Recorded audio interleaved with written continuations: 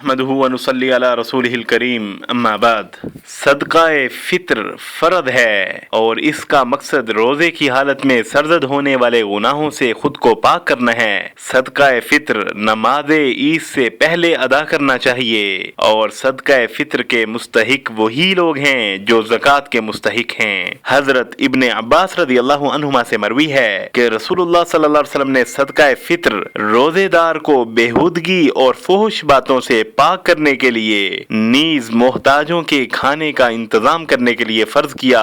जिसने नमाज ईद से पहले अदा किया उसका सदका फितर अदा हो गया और जिसने नमाज ईद से ईद के बाद अदा किया उसका सदका फितर आम सदका शुमार होगा। इसे मुस्नद अहमद और इब्ने माजा ने रिवायत किया।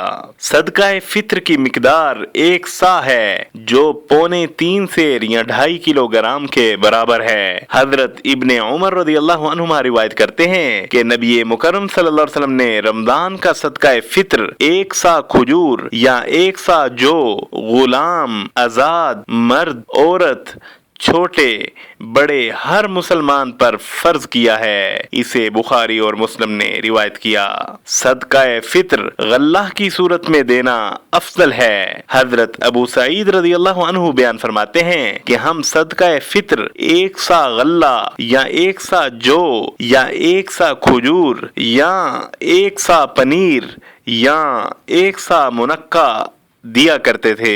मुत्तफकुन अलैहि। सदका फितर घर के सरपरस्त को घर के तमाम अफराद, बीवी, बच्चों और गुलामों की तरफ से अदा करना चाहिए। हजरत नाफे रज़ी अल्लाहु अन्हु रिवायत करते हैं कि इब्ने उमर रज़ी अल्लाहु अन्हुमा घर के छोटे बड़े तमाम अफराद की तरफ से सदका फितर अदा करते थे, हत्ता के मेरे बेटों की तरफ से भी देते थे।